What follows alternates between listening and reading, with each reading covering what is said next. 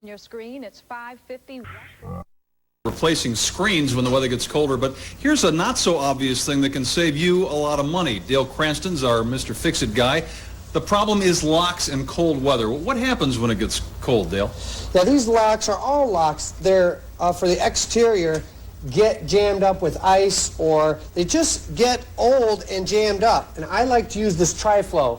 It's a good product to keep around to lube all moving parts. And with this little extension hose, you can just shoot it right into your lock there, or into the end in here. And Dale, you got other stuff too that works for. Why don't you come show me what else you got? All right. This stuff's good stuff to keep around, even door locks too, because you don't want to be out there and be all frozen up. Maybe keep a rag with you, but you can just fill that lock with this, and it's got a Teflon base to it, so it really sticks around longer than WD-40. And then the other thing is the garage door springs for people with these deals at the top. That could be pretty expensive to replace if it breaks in cold weather. Yeah, $200-300 to replace one of these babies. And what you do is just lube these up. That's half of the loud noise that you're hearing on your garage door opener is that spring and the stress it's going through. Okay, Dale Cranston, thank you very much. Hey, my shoulder is a little stiff. Give me a little shot of it there. No. Just kidding. So it will be getting colder in the days ahead. Let's go to Chuck now, who will tell us how low it may go. Chuck. Well, Roger, as you know, beginning last summer, we were talking about the cool cousin of El Nino. It's called La Nina. Advice from his winter home survival guide. Roger. Hey, we're surviving, Emery. You know, when it gets cold outside, it begins to get dry inside as we try to stay toasty warm. Dale Cranston is our Fix-It guy, and we're going to talk about the humidifier a little bit.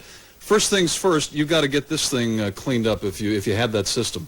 Yeah, most people have one of these sponge-type ones, and they technically need to be cleaned about every 6 weeks. It says during the heating season. Yeah, nobody does that, though. Right, and nobody does it, and they get all crusty, and it's really a tough job.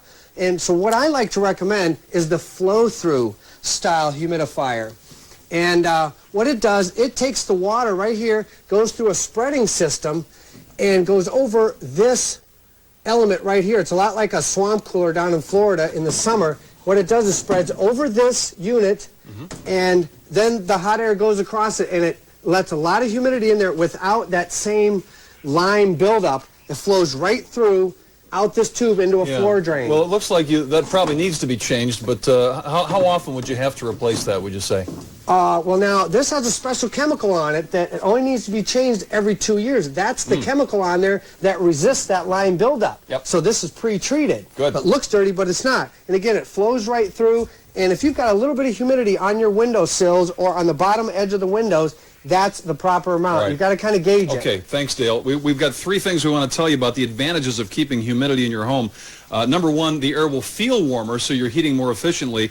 Number 2, it's going to preserve your furniture, your hardwood floors, and finally, your skin will feel better when it is moist in the atmosphere of your home. Coming up, a look at furnaces. Roger Weber live in Troy. Back to you. All right, Roger. Well, that's helpful stuff, isn't it? Well, he's going to put us to work. Yeah.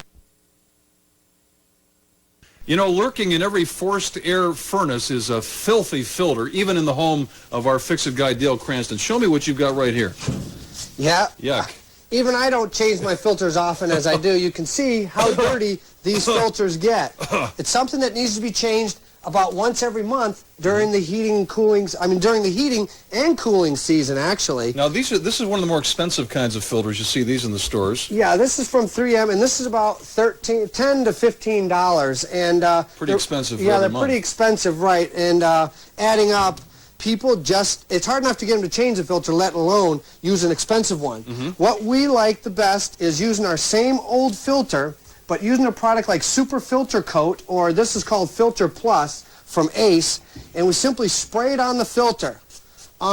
You check the arrow for which way the airflow is and put it on the back side, because in the old days, they used to sell you these filters with oil already on them, but they don't do that anymore, so it breaks down the efficiency of this. When you put on the spray, it really makes a real nice, efficient filter without hindering the airflow. Great, and don't spray that around open flame, right? That's right. You want to keep it safe.